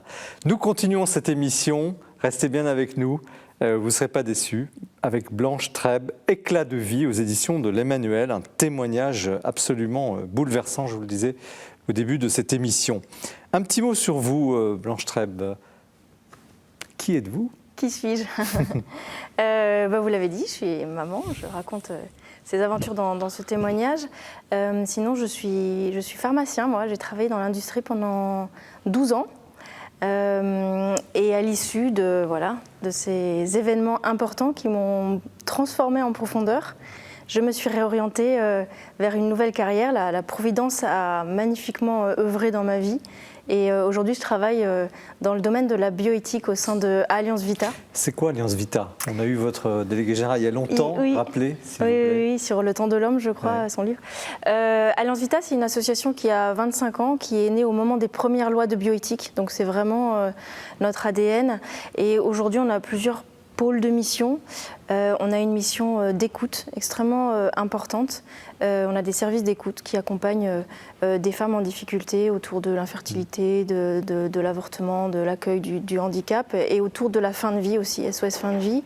Ces deux services d'écoute sont un peu le pouls du monde qui bat dans nos cœurs au quotidien. Alors, vous on n'est pas tous êtes écoutants. militant aussi, vous. On est militant, mais on n'est pas tous écoutants. Je ne suis pas écoutante, mais on est baigné par cet environnement. Puis on a une action de formation, alors auprès du grand public et aussi auprès des politiques et parfois, quand il le faut, aussi des actions un peu plus militantes. Et moi, alors en tant que pharmacien au sein de l'association, j'apporte un peu mon éclairage scientifique sur des enjeux majeurs d'aujourd'hui, autour particulièrement de tout ce qui va concerner l'ADN, la procréation artificielle. Oui, récemment, toutes les lois bioéthiques, on va en parler. Mais pourquoi avez-vous mis par écrit une histoire aussi personnelle, vraiment bouleversante de ce qui vous est arrivé? Pourquoi, puis on va en parler. Il y a 10 ans. D'abord, pourquoi l'écrire? En fait, je me laisse beaucoup envoyer en mission dans ma vie. J'ai le sentiment qu'on est un peu tous des transmetteurs les uns pour les autres. Donc on m'a demandé ce témoignage, les éditions me l'ont demandé il y a un bon moment déjà, mais je m'étais engagée sur un autre essai, donc je ne l'ai pas fait tout de suite. Par contre, je l'ai attendu, je l'ai porté ce livre dans mon cœur, je l'ai beaucoup médité sans me lancer du tout dans l'écriture. Et j'ai exhumé des pages, j'avais beaucoup écrit dans des petits carnets, des feuilles, des textes, enfin, j'avais beaucoup écrit pendant... Donc j'ai ressorti un peu tout ça et puis je me suis lancée dans... Avant de raconter en quelques mots, parce qu'il ne faut pas non plus déflorer le livre, je pense qu'il faut le découvrir en le lisant, je trouve remarquablement écrit. Vous êtes docteur en pharmacie, vous êtes sans doute un peu littéraire quelque part, parce que c'est vraiment... Enfin, vous tenez en haleine le lecteur, ça se lit très très bien. Alors j'ai toujours beaucoup lu et beaucoup aimé écrire. Je suis allée dans la filière scientifique parce que voilà, à l'époque, quand on est un peu meilleur, on va à Est, tout ça, voilà. Et ensuite, j'ai choisi les études de pharmacie parce que c'est des études longues. J'avais la chance de pouvoir faire des études longues et puis surtout, je savais que c'était des études qui ouvraient énormément de portes en fait. Moi, j'ai jamais voulu faire officine, je suis jamais allée en officine, mais par l'industrie, je savais que je pourrais vraiment ouvrir beaucoup de champs. Mais littéraire. Je pense que si je refaisais ma vie, ce que je ne referais pas évidemment, mais il est probable que je m'orienterais peut-être vers la philosophie. Alors, que pouvez-vous nous dire de ce que vous racontez? Que s'est-il passé? Alors, j'ai vraiment voulu partager. Alors, avant de me lancer, je me suis vraiment posé la question, à quoi bon raconter sa vie? Donc, j'ai vraiment cherché à creuser qu'est-ce que j'ai compris de ce qui m'est arrivé, qu'est-ce qu'il est utile de partager. J'ai vraiment essayé de laisser très vite une place au lecteur, en fait. Sans imposer ma façon mais en partageant simplement vraiment, du coup c'est un peu sans phare, c'est vraiment... Mais racontez-nous en quelques mots l'histoire. Alors l'histoire, c'est que à l'issue de la naissance de mon premier enfant, j'ai subi une erreur médicale très grave que j'ignorais, puisque j'ai mis longtemps à le comprendre, à le découvrir, et puis finalement à ce que aussi l'hôpital me dévoile petit à petit des documents, enfin voilà, que je fasse un peu une enquête finalement. jusqu'à découvrir l'ampleur de la catastrophe qui m'a vraiment beaucoup abîmée et pratiquement rendue stérile en fait. Et après, je raconte un peu le désespoir par lequel je suis passée, les questionnements jusqu'où, la technique, comment, pourquoi. Et j'ai vraiment senti cette énergie que peut mettre une femme pour pouvoir un jour redonner la vie, quoi. C'est vraiment Vous aviez eu un premier enfant ? J'avais eu un premier enfant, voilà, et je découvrais à peine en fait ce bonheur m'est tombé dessus. Je m'attendais pas à ça, à ce point-là.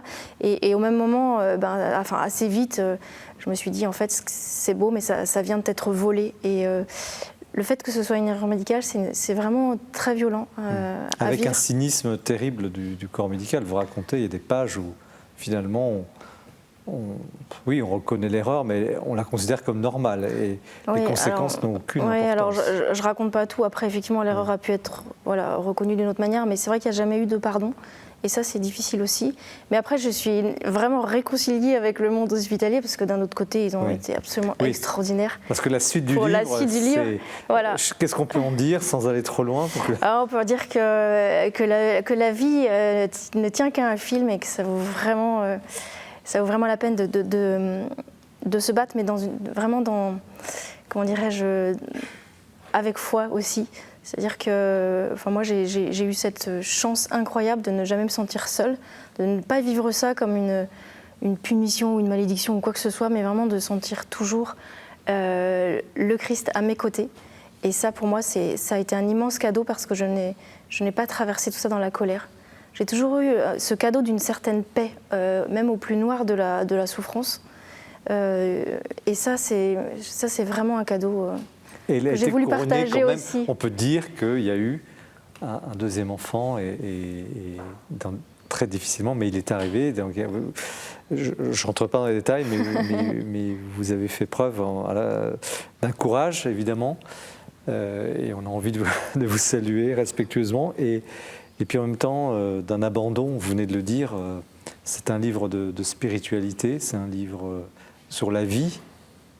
Un témoignage de foi. Ouais.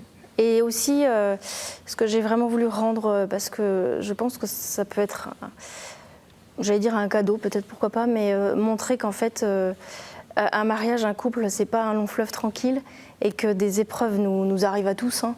Et qu'on peut vraiment se trouver dans une profonde détresse et surmonter en fait à deux. Même si on ne se comprend pas, moi j'ai mesuré à quel point l'homme et la femme vivent les choses différemment, mais mon mari a eu un rôle incroyable. Il est présent dans mon livre. D'ailleurs, les hommes qui ont eu entre les mains mon livre déjà me font toujours un retour poignant sur ce qu'ils ont, en tant qu'hommes, ressenti dans la lecture de mon livre. Et aujourd'hui, on a traversé tout ça et je pense que c'est important de le savoir aussi. Sur la question du pardon, vous dites j'ai pas reçu de pardon du corps médical, mais en même temps, il vous a aidé ensuite, ce corps médical, à redonner la vie. C'est pas les mêmes médecins, en effet. C'est pas les mêmes, mais c'est quand même... Voilà. Et est-ce que vous, au fond de vous, vous avez réussi à vraiment pardonner totalement ? Pas vraiment. D'ailleurs, dans ma conclusion, je parle un petit peu de ça. Le pardon, c'est vraiment... Je croyais avoir pardonné, et lors d'une retraite de guérison, je me suis dit, ah ben non, pas du tout, tu fais ta prétentieuse là quand tu crois que tu as pardonné. C'est extrêmement complexe le pardon, surtout quand il n'y a pas eu de demande de pardon. Donc c'est vraiment quelque chose du coup qui est de l'ordre de son cœur et puis de sa relation aussi à Dieu bien sûr. Et c'est là, je l'ai déjà entrevu, donc je sais qu'il existe, qu'il est possible. En tout cas, le fait de ne pas avoir complètement pardonné pour l'instant n'est pas une grande souffrance. C'est une petite morsure quand même, mais je sens que c'est un long chemin. Là aussi, il faut être humble avec soi-même et s'accueillir aussi avec cette difficulté-là. Et en tout cas, je mesure vraiment que le pardon, c'est un mot extraordinaire parce que c'est pardon. Et je crois qu'il adviendra sans doute plus pardon que par mes propres forces. Alors vous êtes aussi une femme de combat, parce que dans le livre, encore une fois, c'est presque à chaque page, il y a à la fois l'espérance, la douleur, et ça peut parler aussi à beaucoup parmi nous, vous qui nous regardez, c'est une façon de...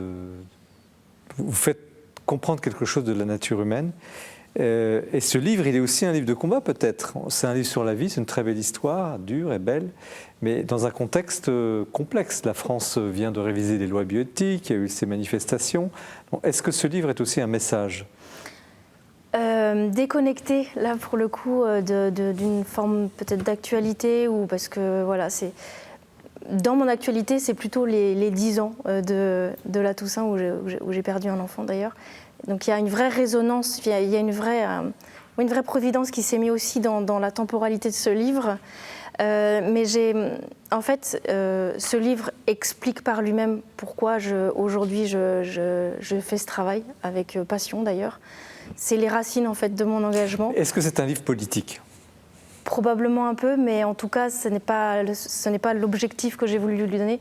J'ai voulu vraiment ouvrir mon cœur, donner à ceux qui le liront les lunettes que moi j'ai eues pour partager ce que j'ai compris de la vie naissante en particulier. Quel est ce message ? C'est que la vie est extrêmement précieuse, belle, et qu'elle est donnée en fait. La vie est un don, c'est pas quelque chose qu'on peut complètement maîtriser. Elle est vraiment à accueillir et à protéger, et parfois elle nous est aussi enlevée, et c'est douloureux.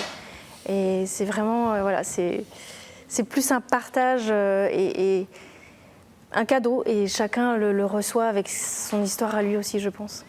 Est-ce que vous êtes devenue une autre femme ?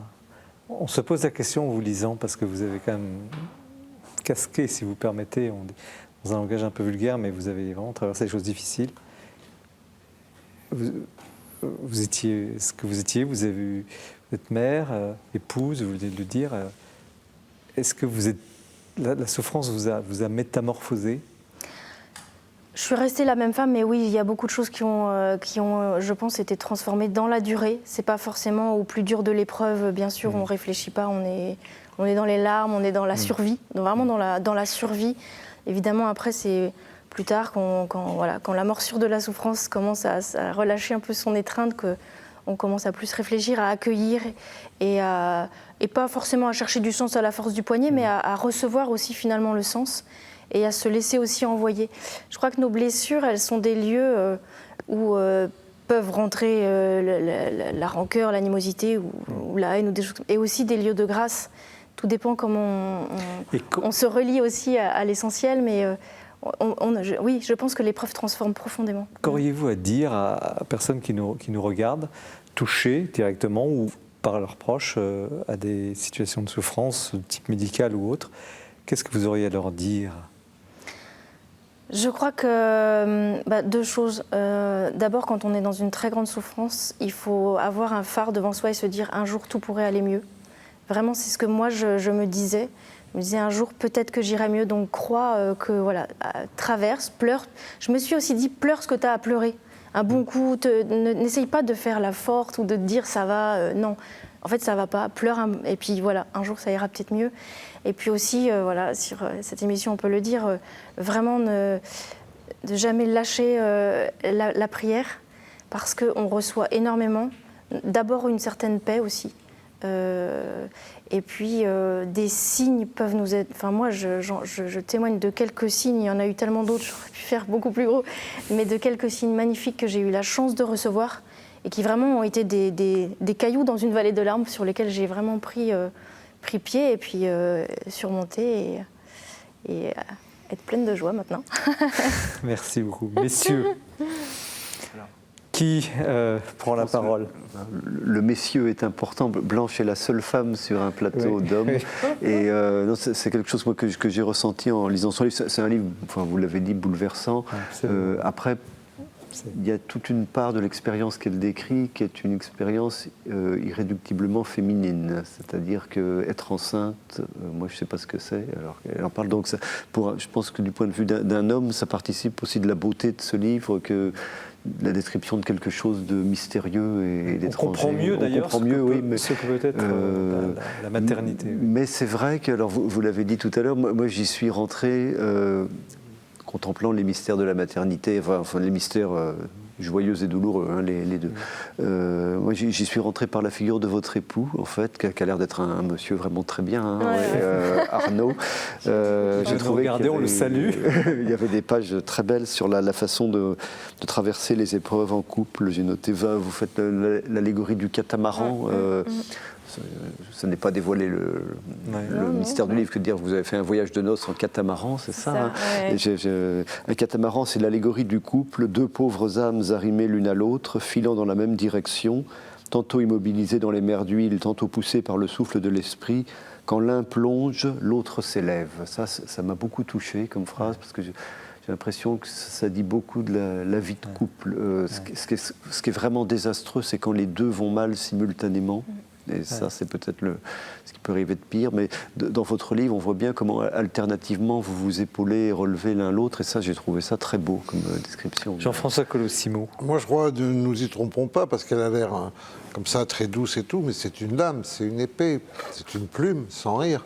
C'est-à-dire que moi, pour dire la vérité, j'appréhendais un peu. Je suis éditeur, donc une confession de femme, un document, comme on dit dans le monde de l'édition, un document, c'est bien, particulièrement tous les problèmes que vous évoquez, ça ne fait pas forcément un livre. Là, on est face à un livre. Elle a un véritable talent, Blanche Sterbe, pour décrire les choses. Elle est sans concession. C'est un livre très violent par moments. Elle exerce sa violence sur tout son environnement, sur elle-même. Donc c'est un tempérament d'écrivain. C'est-à-dire que la vérité, pour le coup, compte beaucoup pour elle, et c'est pour ça qu'elle arrive à la retranscrire dans des formules très fortes. C'est un peu un livre, par moments, qui est un peu au couteau, au sabre, n'est-ce pas, qui taille dans le réel, qui taille dans les illusions heureuses ou les illusions malheureuses, enfin, etc. On est face à, je crois, un véritable talent, et moi, j'aimerais lui dire, évidemment, ça, c'est sa vie, c'est une tranche de sa vie. Mais si ça peut toucher les autres, c'est parce qu'il y a aussi cette transmutation littéraire et que je lui souhaite vivement de se mettre à la fiction. Je crois qu'elle a le talent. Non, mais en plus, je ne suis pas un éditeur de fiction, c'est pas un appel du pied. On verra après l'émission, peut-être vous proposer un contrat de livre. Je pense véritablement qu'elle a, voilà, que c'est pas un document, parce qu'un document, c'est encore une fois un témoignage, c'est quelqu'un qui raconte, et puis ce témoignage peut être important pour beaucoup de gens. Encore une fois, ça ne fait pas forcément un livre. Pour que ça fasse un livre, il faut qu'il y ait un ton, une voix, que comme on le dit dans les chorales, la voix soit posée. Non seulement sa voix est posée, mais elle est tranchante.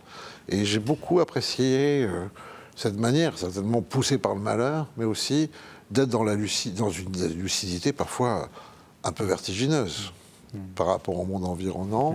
Et ça, je crois que c'est la transformation par la spiritualité, mais c'est aussi la transformation par la littérature, dans ce que la littérature et la spiritualité peuvent quand même avoir de consonance. Et donc on attend vivement ces romans, pourquoi pas non plus aussi, des ouvrages pour la jeunesse. On va y aller un peu moins fort, un peu moins dur. J'ai eu la même idée, je ne vais pas en parler maintenant. Alors, il y a quand même, puisque on est aussi dans un débat, cette question du droit à l'enfant, qui est omniprésente aujourd'hui dans notre société, et qui transparaît dans votre livre, parce que au fond, c'est la quête de l'enfant. Et comment vous réagissez à cette actualité récente? Alors, je pose la question aux trois. Y a-t-il un droit à l'enfant et jusqu'où? Peut-être vous, Blanche? Profondément, je crois que non. Bien sûr que non. Avec ce que j'ai vécu, j'ai vraiment compris qu'il y avait quelque chose de trop puissant dans le désir de vouloir maîtriser trop la vie et de vouloir vraiment aboutir à ce droit à l'enfant. Il y a quelque chose de pas ajusté, y compris après dans la manière dont on peut regarder l'enfant et regarder toute l'histoire avec l'enfant. Et d'avoir accueilli aussi un enfant dans des conditions extrêmement difficiles. J'ai vraiment compris qu'un enfant, on le donne à sa vie à lui. Donc c'est plus que de l'avoir pour soi, c'est vraiment de le donner à sa propre vie. Et quand on est dans cette pensée-là, le désir d'enfant qu'on peut avoir, qui peut être extrêmement fort, il mute d'une certaine manière en désir d'enfant pour soi, en désir d'enfant pour lui-même. Et dans ce chemin-là, qui est difficile, qu'on peut réussir à faire tout seul ou pas, mais moi que j'ai été amenée à faire de manière profonde dans ma chair, dans mon cœur et tout, ce chemin-là, en fait, c'est vraiment un chemin de paix aussi. Et je pense que les enfants que je n'ai pas eus, que j'aurais pu avoir d'autres manières, j'évoque par exemple cette question de la GPA qui m'a été proposée à un moment, ces enfants que je n'ai pas eus, quelque part, je rends un immense hommage à la maternité, d'une certaine manière. Et c'est ma façon aussi d'avoir une autre fécondité qui témoigne en fait de la grandeur de la vie et de ce don qui est de donner la vie. Denis Moreau. Non, sur le fond, je recouperais ce que vous venez de dire. Je pense que c'est compliqué parce qu'il ne faut pas oublier que ça renvoie à des situations individuelles extrêmement compliquées et douloureuses. Oui, justement. Et donc, se garder peut-être de trancher trop vite dans le confort d'un plateau de télévision. Enfin, je pense ici à certaines de mes connaissances qui ont eu recours à des fécondations artificielles. Et voilà, bon, ne pas juger trop vite. Après, moi, ce qui m'inquiète en tant que philosophe, sur le fond, c'est cette espèce de fantasme de maîtrise absolue. Aussi bien du début de la vie que de la fin. Et je trouve le début de vie, c'est vraiment compliqué, mais je suis plus inquiet pour la fin. C'est-à-dire ce que je vois se profiler à présent, c'est le suicide assisté, l'euthanasie, etc. Et j'ai l'impression que ça fera encore plus de dégâts, peut-être, que ce qui est en train de se passer autour des commencements de vie qui restent un peu minoritaires. Jean-François Colossimo.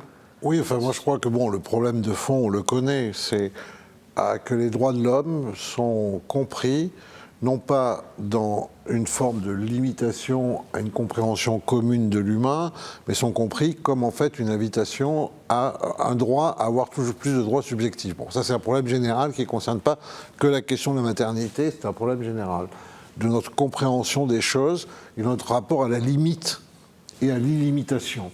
Et cette limitation peut prendre d'autres visages.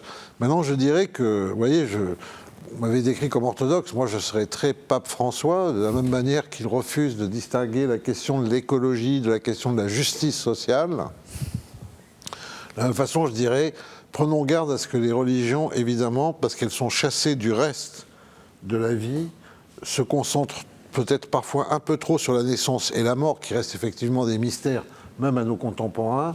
C'est l'ensemble de la vie qu'il faut penser, et on ne va pas penser cet ensemble de la vie tout seul dans notre coin. Il faut, je crois, vraiment qu'on ait quelque chose à dire, non seulement sur la naissance et la mort, mais sur la vie tout court et tout ce qu'il y a entre. Et là-dessus, je dirais, il faut se battre contre la tentation de s'instituer en donateur de leçons. Ce n'est pas les principes abstraits qui créent la vie. C'est le témoignage de vie qui peut emporter quelque chose. Et donc, de ce point de vue-là, vous voyez, on est toujours au même point qu'il y a 2000 ans. On a besoin de témoins. Alors justement, on sort d'une période... On a besoin de témoins, on n'a pas besoin de trop de principes, encore une fois, qui seraient imposés de l'extérieur sur des gens, Denis Moreau l'a dit, qui... parfois sont aussi dans des situations de souffrance. On parlait tout à l'heure de culture chrétienne, on a parlé de politique, au fond, pas de politique chrétienne, mais de présence de croyants dans la société. Quel est le juste, vous venez de l'évoquer Jean-François, mais quel est le juste positionnement d'une militance, d'un combat pour défendre, j'emploie le mot défendre, pour poser la question, je ne sais pas si c'est le bon mot, défendre la vie du début à la fin, la vie dans son ensemble, vous venez de le dire très justement, Jean-François Colossimo. Quel est le juste positionnement d'une, entre guillemets, militance religieuse, chrétienne? J'ai des images, enfin j'ai des, comment dirais-je, des convictions auxquelles j'essaye d'être attachée. Vous avez cité le pape François, il parle de toujours se garder d'une éthique sans bonté. Donc ça c'est quelque chose que j'essaye d'avoir toujours à cœur vraiment, de réfléchir comme ça. Et puis cette magnifique prière aussi de Jean-Paul II dans l'Évangile de la vie, de savoir annoncer avec fermeté et amour l'Évangile de la vie, la bonne nouvelle de la vie en fait. Et du coup moi, quand on dit que je suis une militante, je ne me reconnais pas en fait. Je me sens plus une témoin en fait. Je me sens appelée à dire des choses, à témoigner, quand il le faut, aller à l'Assemblée, voilà, à avoir peut-être l'air plus militante dans mon travail. Mais profondément, je me sens plus témoin vraiment d'une quête pour la vérité, pour le bien en fait.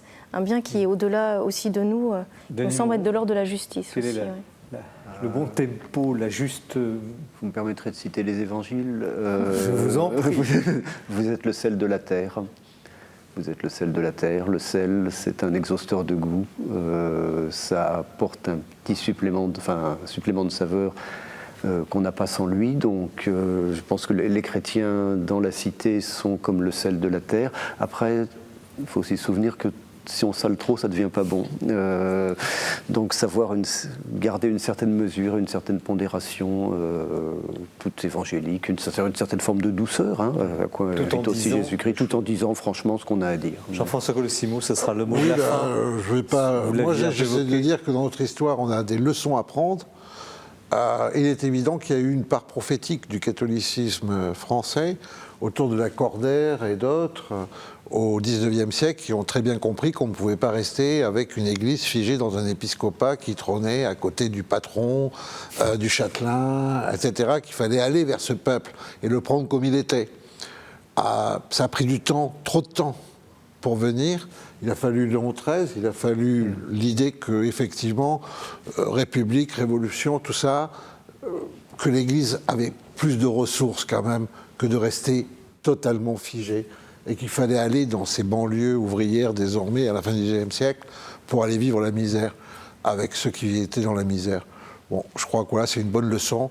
Il y a eu un peu un retard à l'allumage là, il a coûté très cher et il a emporté beaucoup de gens aussi à se rallier par exemple au communisme qui n'était pas non plus sans intérêt, mais ça a été une bataille un tout petit peu. L'Église a beaucoup perdu au passage parce qu'elle n'a pas été assez prompte à se rendre compte que finalement c'est ça, les plus démunis sont son lot et qu'elle ne choisit pas les démunis. Alors, merci à tous les trois. Vous avez été un peu le sel de cette émission qui a été très belle, très profonde. Merci à vous, Blanche Streb. Éclat de vie aux éditions de l'Emmanuel dans la collection Témoignages. Merci à vous, Jean-François Colossimo. La religion française aux éditions du Cerf. Et merci à vous, Denis Moreau.